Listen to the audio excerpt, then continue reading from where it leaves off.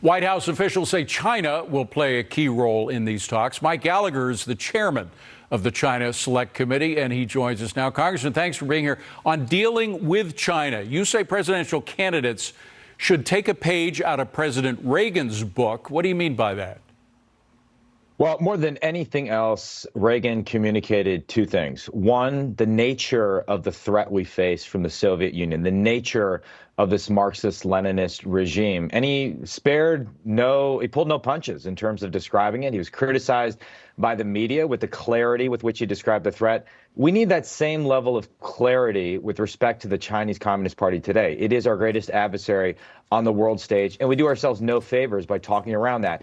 The second thing is communicating to the American people why we are the good guys, why this isn't just a military competition or an economic competition. It is an ideological competition between two different systems, and our system is actually superior because it maximizes human freedom. And I think the candidates beyond this or that particular policy issue, the candidates that can explain the threat we face, the stakes, and unapologetically make the case for America that we are the good guys, can differentiate themselves on that debate stage and channel Reagan in the process. Well, I don't want to take sides here, but I got to say, to your point, the person who has made that clear more than any other candidate, I think, is Vivek Ramaswamy. The threat and what is at stake, that is the way in which our system is at stake by that.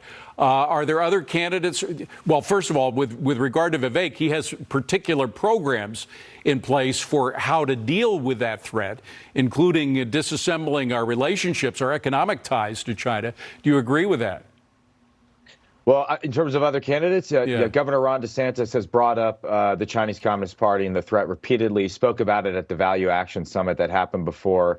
Nikki Haley as well. I do think there are meaningful differences between the candidates, certain wedge issues like what to do about TikTok, for example, what to do about American money flowing to China. And then, of course, perhaps the most important acute issue, whether or not we should defend Taiwan, how best to deter a Chinese invasion of Taiwan. But again, I do think that all the candidates have an opportunity to connect the military competition, the threat China poses in the Indo-Pacific, to the threat right here at home, connecting it to the lives of average Americans and making them understand why this matters, why we can't afford to ignore By the way, threat. very quick question. Some candidates may be using TikTok in their campaign. Do you think that's a mistake? Quickly. A huge mistake. We can't allow a Chinese Communist Party-controlled app to become the dominant media platform in America. And if the case is just because it's the only way to reach younger voters, well, then we've lost all creativity, okay? We can do better than that. There are ways to solve this problem. I agree with you. By the way, there's a new report out from the Government Accountability Office saying our military service members are dealing with horrible conditions, roaches, bed bugs. There are even squatters in their living quarters. Congressman, you're on the Armed Services Committee. Squatters in the barracks? What the hell's going on? It is shameful that we have pristine golf courses on the same bases where service members are in these living conditions.